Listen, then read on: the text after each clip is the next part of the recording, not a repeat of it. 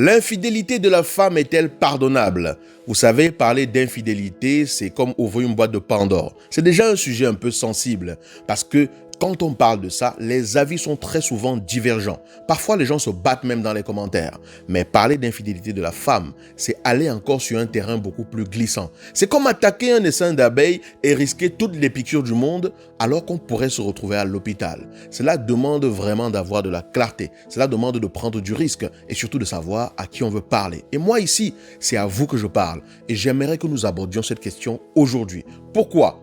Parce que cette question m'a été posée dans un commentaire sous une vidéo sur Facebook, de savoir l'infidélité de la femme est-elle pardonnable? Nous allons aborder cette question, mais je vous préviens, si vous avez le cœur trop fragile, si vous êtes un peu trop sensible, si vous êtes dans des vérités toutes faites, et si vous pensez que ce que vous croyez est la vérité absolue, les amis, je vais vous dire de calmer d'abord votre cœur, ok, avant de venir regarder cette vidéo, parce que ce qui va être partagé ici risque simplement de vous bouleverser. Bonjour, j'espère que vous allez bien. Je suis Yannick TM, je suis le semeur de pépites et de graines de conscience. Ça veut dire que la vérité, je ne la connais pas. Je ne détiens pas la vérité absolue. Je sème des graines, des pépites que j'ai sélectionnées pour vous. C'est à vous de voir si ces graines-là peuvent germer dans votre vie, si vous les choisissez, si vous les acceptez, comment est-ce qu'elles résonnent dans votre cœur et ce que vous décidez d'en faire. Mais avant que nous n'entrions vraiment dans le vif du sujet, j'aimerais vous rappeler une chose fondamentale. Le 15 mars prochain, donc dans pas longtemps, nous nous retrouvons pour un atelier 100% en ligne. Prenez votre place dans les commentaires. Le lien, il est quelque part dans les commentaires parce qu'on ne peut pas trop mettre de lien dans la description de la vidéo parce que Facebook censure les liens qui mènent à ailleurs que sur Facebook. Donc, on les met dans les commentaires. Cliquez, prenez votre place, réservez-la dès maintenant pour être sûr de ne pas rater cet atelier qui durera 3 heures. Je vous conduirai dans les bases fondamentales pour réussir votre vie de couple. En tout cas, je ne vous en dis pas plus, je vous laisse aller découvrir. Alors, nous allons aborder cette vidéo sous plusieurs angles. L'étape numéro 1, c'est déjà de comprendre pourquoi une personne peut poser ce genre de questions. Lorsqu'on pose la question de savoir l'infidélité de la femme est-elle pardonnable, ça veut dire que peut-être que jusqu'à présent, on pensait que cela ne l'était pas et qu'on vit une situation qui fait qu'on se demande si ça l'est. Ou alors simplement, on a été témoin d'une discussion, d'une situation de vie qui nous amène à réviser le regard que nous avons sur les choses et nous nous disons, tiens, jusqu'à présent, je pensais que ça ne l'était pas et si ça l'était? Ou alors, on traverse soi-même une situation, on aimerait peut-être pardonner, mais les gens autour de nous nous disent, non, tu ne peux pas pardonner l'infidélité d'une femme. Ça ne se pardonne pas, ça. Et on est dans un questionnement. Une chose est sûre, c'est que lorsque vous êtes dans le questionnement, vous êtes sur le chemin pour trouver la réponse qui vous correspond. Et je me propose ici de vous montrer un chemin, de vous montrer étape par étape des éléments qui vont vous permettre de répondre à cette question. Point de vigilance fondamental. Ici, je ne veux pas entrer dans les détails de l'implication de l'infidélité d'une femme ou d'un homme ou de la place que la femme pourrait occuper spirituellement ou l'homme ou quoi que ce soit. Ce n'est pas ça la question. La question de cette vidéo, c'est est-ce que c'est pardonnable? Avant de dire si c'est pardonnable, nous allons aborder la deuxième étape, c'est de clarifier ce qu'on appelle l'infidélité. Parce que c'est quoi l'infidélité? Quand vous regardez dans le dictionnaire, vous cherchez la définition, au final, vous vous rendez compte qu'on vous dit que être infidèle, c'est de ne pas, c'est comment dire? C'est manquer de fidélité. L'infidélité, c'est manquer de fidélité. Quand moi j'ai vu cette définition, je me suis dit, mais quoi? What? Vous définissez l'infidélité par manquer de fidélité? Puis je suis allé regarder précisément c'est quoi la fidélité et il y a plusieurs définitions de la fidélité. Et au final, ce que je retiens, c'est que être fidèle, c'est tenir un engagement que l'on a pris. Un engagement explicite ou implicite. Ça veut dire que lorsqu'on parle d'infidélité, on est en train de dire qu'une personne a rompu un engagement. Ça veut dire que vous devez comprendre que l'infidélité n'est donc pas juste une histoire de coucher avec quelqu'un. Où est-ce que ça va? Jusqu'où est-ce que ça va être infidèle? D'autres personnes vont vous dire, rien que le fait d'écrire à une autre personne en cachette, c'est déjà être infidèle. Rien que le fait d'échanger des regards avec une personne, c'est déjà infidèle. Rien que le fait de se promener sur les réseaux sociaux et tout ça, et discuter avec des femmes pour passer du temps, c'est déjà être infidèle. Plusieurs personnes pourraient vous dire ça. Mais au final, qu'est-ce que ça veut dire? Ça veut dire que la personne qui vous dit ça dans sa tête, il y a un engagement clair sur le fait que si on est ensemble, cet engagement signifie que tu ne dois pas regarder ailleurs. Donc l'infidélité n'est pas juste on a couché avec quelqu'un d'autre. L'infidélité n'a rien à voir avec tout ça. Parce que tout ça rentre dans le cadre de j'ai rompu un engagement ou un engagement a été rompu. C'est ça, être infidèle. Être infidèle, c'est rompre un engagement explicite ou implicite qui a été pris avec quelqu'un ou envers quelqu'un ou envers un organisme, ou envers soi-même. On peut être infidèle par rapport à soi-même, par rapport aux valeurs et aux principes que l'on a décidé soi-même de vivre. De façon claire, ça veut dire quoi? Ça veut dire que si votre relation est engagée clairement sur la monogamie, implicitement, vous êtes en train de dire « tu es exclusive ». Tu es exclusif. Ce n'est que toi que je choisis. Je m'engage envers toi. Être infidèle, c'est rompre cet engagement et entrer en connexion d'une façon ou d'une autre avec quelqu'un d'autre dans le but de tisser quelque chose qui ressemble à une relation. Donc, on peut être infidèle de plusieurs façons différentes. Mais très souvent, quand on parle d'infidélité féminine qui n'est pas pardonnable ou qui peut-être l'est, on entend justement l'aboutissement, le fait d'aller très loin jusqu'à coucher avec une personne. Mais retenez très bien que la notion d'infidélité est liée à l'engagement que l'on prend, qu'il soit explicite ou implicite. Si vous avez pris l'engagement, tous les deux, de vivre dans un foyer polygamique, il faudra bien que la personne qui va trouver une autre partenaire regarde une autre partenaire, peut-être avec l'intention de construire quelque chose avec elle. À ce moment-là, ce n'est peut-être pas de l'infidélité. Si vous êtes dans un foyer polygamique et que vous avez décidé qu'il n'y aura que 3 autres femmes en plus de vous, donc votre partenaire aura 4 femmes. Et qu'à un moment donné, il en a 5, 6, 7, 8, vous pouvez vous dire qu'il est en train de rompre l'engagement que vous avez pris ensemble. Je ne suis pas en train de faire l'apologie de quoi que ce soit. Je regarde la réalité de la société. C'est comme ça. Dans plusieurs sociétés de ce monde, la polygamie existe et est reconnue comme légale. Je ne suis pas en train de dire que c'est bien ou c'est mal. Ce n'est pas ça la question. Je ne suis pas en train de dire non plus que la monogamie c'est bien ou c'est mal. Ce n'est pas ça la question. Je vous pose le cadre de ce qu'on appelle l'infidélité et de ce qu'on appelle la fidélité. Et on pourra même aller beaucoup plus loin sur ce que c'est que la vraie fidélité. Parce que là, on a juste gratté la surface. On n'a même pas encore touché vraiment ce que c'est que la vraie fidélité. Étape d'après, qu'est-ce que la vraie fidélité? La vraie fidélité, c'est de tenir ferme dans un engagement que l'on a reconnu soi-même comme étant quelque chose qui nous porte dans la direction de notre vie. Ça veut dire quoi? Si j'ai identifié des valeurs solides sur lesquelles bâtir ma propre vie, je n'ai pas besoin d'attendre qu'une partenaire ou un partenaire arrive dans ma vie pour être fidèle. Si par exemple, je décide d'être quelqu'un qui ne volera pas, parce que le vol c'est quelque chose que je n'apprécie pas, ce n'est pas parce que ma partenaire sera là que je ne volerai pas ou que je volerai. Je ne le ferai simplement pas parce que c'est une valeur pour moi. Si moi je suis quelqu'un qui est compris, ou qui, dans ma perception des choses, comprend que la notion de fidélité, c'est une fidélité envers des valeurs beaucoup plus hautes, envers les lois originelles spirituelles. Et que chaque chose que je fais me touche personnellement et que je ne veux pas alourdir mon propre karma et que je choisis de décider d'être fidèle à moi-même et à mes valeurs, ma partenaire, lorsqu'elle arrive dans ma vie, elle rentre juste dans le cadre d'une fidélité que j'avais déjà établi. Parce que la fidélité, en réalité, n'est pas liée à quelqu'un. La fidélité est liée à des principes de base et des principes supérieurs, des principes au-delà même de l'être humain qui régissent cette vie. La nature a toujours été fidèle dans tout ce qu'elle a prévu depuis le commencement. Elle est fidèle dans le fait qu'une graine de maïs donnera toujours du maïs si vous semez cette graine de maïs. Elle est fidèle dans le fait que les saisons se succèdent les unes après les autres selon un rythme bien précis et qu'aucune saison n'arrive par hasard. Même si aujourd'hui on observe qu'il y a des différences et des changements dans les saisons, cela n'échappe absolument à aucune logique parce qu'on voit toujours que les changements que l'on observe proviennent d'un certain nombre de courants de force qui font que ces changements arrivent. Rien n'est laissé au hasard. La nature est fidèle à elle-même depuis l'origine des choses. Vous comprenez donc que la fidélité, c'est être aligné par rapport à ce qui est prescrit dans son cœur comme étant les valeurs les plus hautes. On n'est pas fidèle parce qu'on est en couple. On est fidèle déjà parce que soi-même, on a compris que la fidélité envers ses propres valeurs est quelque chose d'important et quelque chose de fondamental. Parce que être fidèle envers mes valeurs, c'est me respecter. Être fidèle envers mes valeurs, c'est faire de moi quelqu'un de fiable à mon propre regard. Être fidèle envers mes valeurs, c'est être conscient moi-même de la place que j'occupe dans ma vie.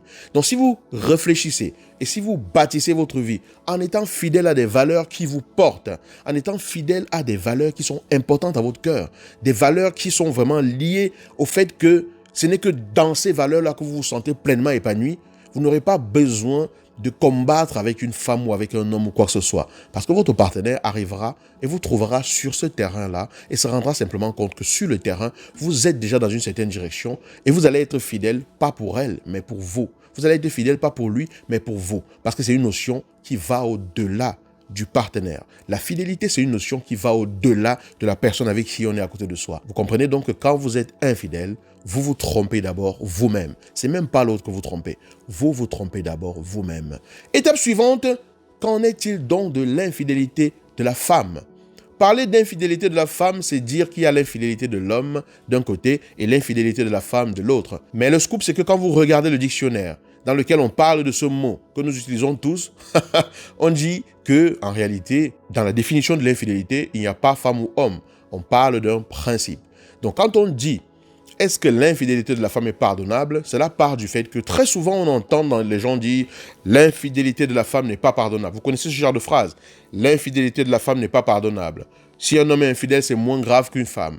Quand la femme est infidèle, c'est pire que lorsque c'est un homme. Nous allons donc décortiquer cela. Si vous vous posez cette question, vous devez déjà partir d'un principe simple. Si on affirme de façon claire que l'infidélité de la femme n'est pas pardonnable, ou que lorsque l'homme est infidèle, c'est moins grave que lorsque la femme est infidèle, on est en train de faire une affirmation que l'on prend pour de la vérité. Est-ce que c'est la vérité de dire que l'infidélité de la femme n'est pas pardonnable? Est-ce la vérité? C'est quoi la vérité? La vérité, c'est ce qui est toujours égal à soi-même et ne change jamais. Par exemple, si je sème du blé, ça donnera toujours du blé. Ça, c'est immuable. C'est vrai, c'est vérifiable partout dans le monde. Par exemple, le soleil se lève à un endroit et se couche à un autre endroit. C'est clair, c'est vérifiable. Même un petit enfant aujourd'hui le sait. Donc, une vérité, c'est quelque chose qui se vérifie dans toutes les situations de la vie. Et cela est différent de ce qu'on croit, de ce qu'on appelle une croyance. Dire pour soi-même, l'infidélité de la femme n'est pas pardonnable et en être convaincu, c'est une croyance. Pourquoi? Parce qu'une croyance, c'est quelque chose qu'on se dit ou que l'on pense, qu'on croit être vrai et qu'on considère comme la vérité. Mais pourquoi est-ce qu'une croyance n'est pas une vérité? Parce qu'il y a des exemples qui démontrent que ce n'est pas toujours ainsi, contrairement à la vérité. Par exemple, existe-t-il des hommes qui ont déjà pardonné l'infidélité de leur femme? Vous tapez sur Internet, il y aura au moins une personne qui vous dira l'avoir déjà fait. Vous regardez juste dans les commentaires de la vidéo que nous avons, de l'histoire que j'ai partagée récemment, vous verrez qu'il y a au moins un homme qui a dit que cela était possible. Donc à partir du moment où ce que vous croyez fermement est vérifié différemment par quelqu'un d'autre, ce n'est plus la vérité. C'est une croyance. Après, chacun vit d'après ses propres croyances. Pourquoi je vous parle donc de croyance? Parce que la croyance, c'est ce que vous croyez vrai. Et la croyance, parce que vous croyez que c'est vrai, c'est ça qui guide votre vie. Une personne qui est convaincue que l'infidélité de la femme n'est pas pardonnable, c'est justement cette personne-là qui ne pardonnera pas l'infidélité de sa partenaire. En tout cas, elle ne le pardonnera pas tant qu'elle est dans cette disposition.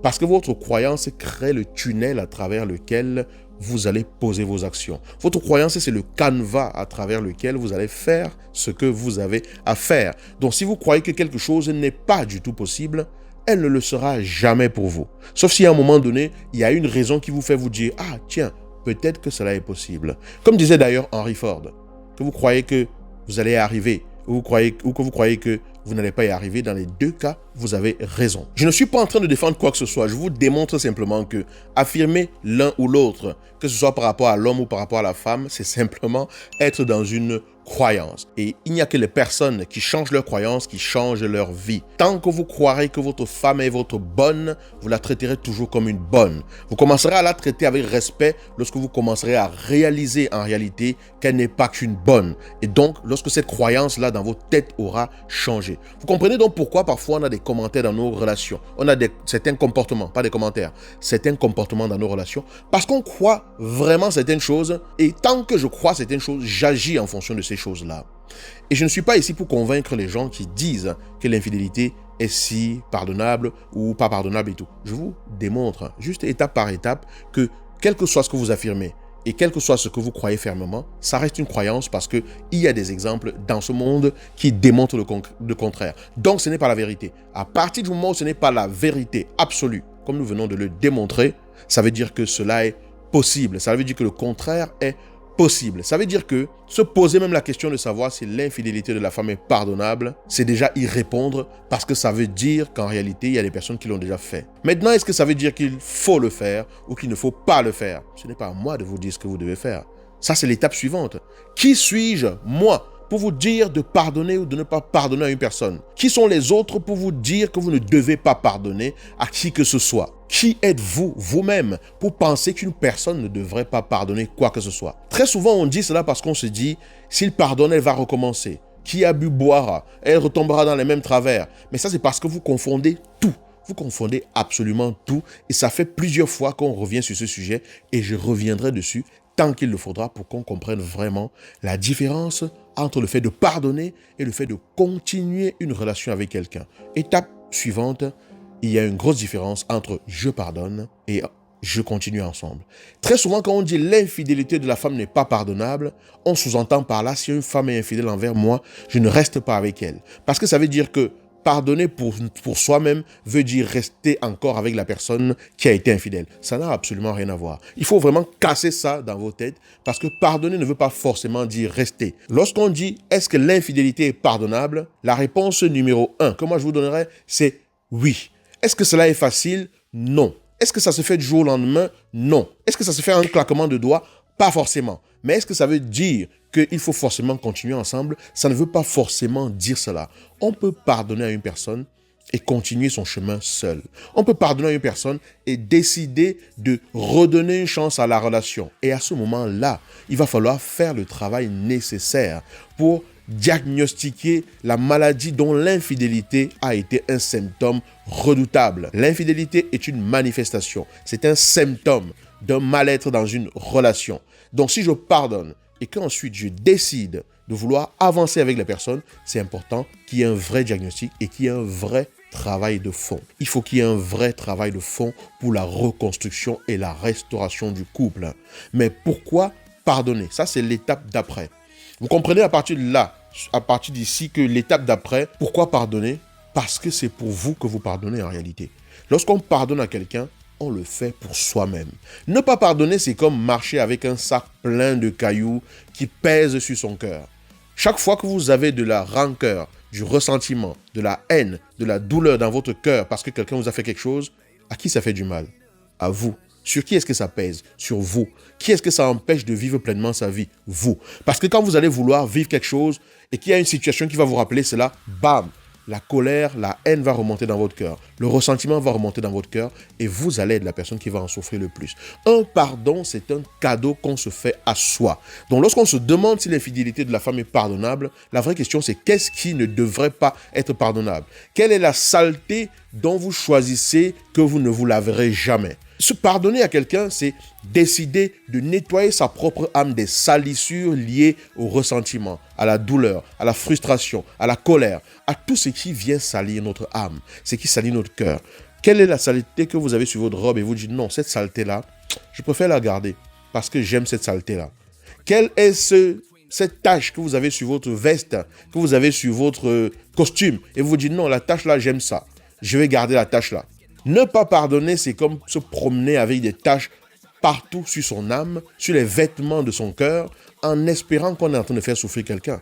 Mais lorsque vous faites ça, la personne qui est sale, la personne que cela influence dans sa vie de tous les jours, c'est d'abord vous. Mais ça, c'est parce que vous pensez que pardonner veut dire « je reprends l'autre ». Vous êtes libre de ne pas vouloir reprendre l'autre. Mais le chemin du pardon, c'est un chemin de transformation personnelle. C'est un chemin de libération personnelle. Pardonner, c'est se laver de la saleté qu'une situation a déposée sur notre âme. Il y a des tâches qui sont plus rudes que d'autres. Il y a des tâches qui vont demander plusieurs programmes pour pouvoir être nettoyées. Il y a des tâches qui vont peut-être s'en aller plus facilement. Il y a des choses qu'on pardonne plus facilement, des choses qu'on pardonne très difficilement, des choses qu'on prend parfois toute une vie à pardonner. Mais l'intérêt, il est là. Le pardon rend d'abord toujours service à celui qui pardonne. Donc, est-ce que l'infidélité de la femme est pardonnable ? C'est à vous de répondre à la question maintenant que nous sommes arrivés au terme de cette vidéo. Le but de la vidéo n'était pas de défendre la femme ou de défendre l'homme. Je ne suis pas dans ce type de combat. Si vous pensez qu'on est dans ce type de combat ici, franchement, vous n'êtes pas au bon endroit. Mais si vous m'avez regardé jusqu'ici, c'est que ça veut dire que vous comprenez le sens de ce qu'on est en train de partager. Ce que je voudrais que vous reteniez dans cette vidéo, c'est que quand je pardonne, je me lave des salissures liées aux douleurs que j'ai ressenties, les salissures liées à la haine, au ressentiment, à la colère. Ça ne veut pas dire que c'est forcément facile pour moi. Mais j'aimerais que chacun intègre que dans un processus de croissance et d'épanouissement personnel, la capacité à pardonner est une arme redoutable. Pardonner ne veut pas dire « je recommence avec toi ». Je peux pardonner, mais je tire des leçons de ce que nous avons vécu et je décide que je ne veux plus m'exposer dans une relation avec toi au risque de devoir souffrir. Je ne t'en veux pas, je ne te tiens pas de ressentiment, je ne te juge pas, mais je tire la leçon. C'est très différent. Du coup, selon vous, est-ce que l'infidélité de la femme est pardonnable? Est-ce que l'infidélité, tout court, est pardonnable? À vous de répondre à la question une fois que vous avez compris vraiment ce que je vous partage ici. Et surtout, pourquoi est-ce que ça le serait pour vous, dans votre cas? Ici, je ne parle pas à tout le monde. C'est à vous que je parle.